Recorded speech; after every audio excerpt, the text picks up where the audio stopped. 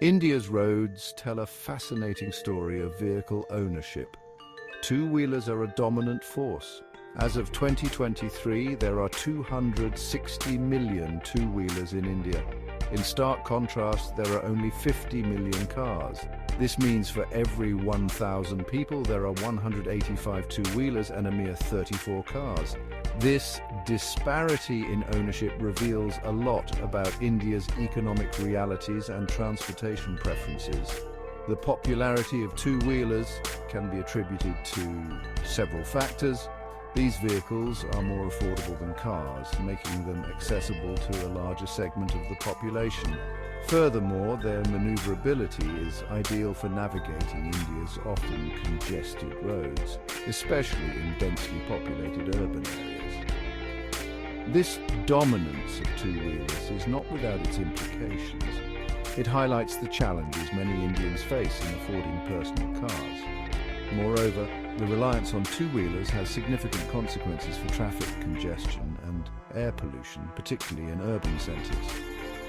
Understanding these factors is crucial for policymakers as they grapple with questions of transportation infrastructure, affordability, and environmental sustainability.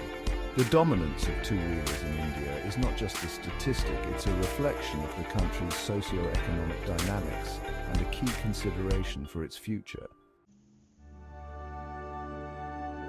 India's love affair with two-wheelers sets it apart on the global stage.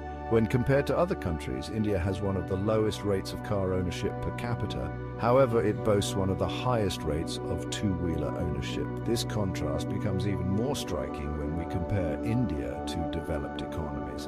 In countries like Germany and the UK, car ownership is significantly higher than two-wheeler ownership. This difference reflects the higher income levels and better road infrastructure in these nations. Interestingly, the comparison with other emerging economies reveals a more nuanced picture. While countries like Brazil and South Africa have higher car ownership than India, they still lag behind in terms of two-wheeler adoption. This suggests that factors beyond just economic development are at play. Population density, cultural preferences, and the availability of affordable financing options likely contribute to these trends. India's unique position in the global vehicle ownership landscape underscores the need for context-specific solutions.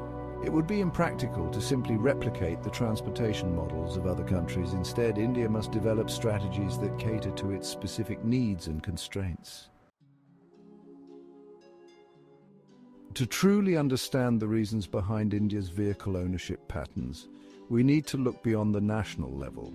Economic status, regional variations, and access to infrastructure all play a crucial role. Household surveys, such as the Household Consumption Expenditure Survey, provide valuable insights into these disparities. The HCES data clearly shows that while over half of Indian households own a two-wheeler, less than 10% own a car. This gap is largely driven by affordability. Two-wheelers are considerably cheaper to purchase and maintain, making them a more practical choice for a majority of Indians. Regional variations further complicate the picture. States with higher per capita income, such as Gujarat and Tamil Nadu, have significantly higher rates of both two-wheeler and car ownership. In contrast, economically disadvantaged states, particularly in the eastern and central regions, lag behind in vehicle ownership across the board. This regional disparity highlights the interconnectedness of economic development and transportation access. Improved infrastructure and income-generating opportunities are essential to bridge this gap and ensure equitable access to mobility across India. The dominance of two-wheelers in India presents both challenges and opportunities. While they provide an affordable mode of transport for millions, they also contribute significantly to traffic congestion and air pollution. As India progresses economically, it needs to rethink its approach to transportation, focusing on sustainability, affordability, and accessibility. One crucial aspect is promoting public transportation. Investing in efficient and reliable bus and train networks can reduce the reliance on private vehicles, particularly in urban areas. Simultaneously, creating dedicated lanes for two-wheelers and encouraging the use of electric vehicles can help mitigate congestion and pollution. Furthermore, policies aimed at making cars more fuel-efficient and promoting carpooling can contribute to a more sustainable transportation ecosystem.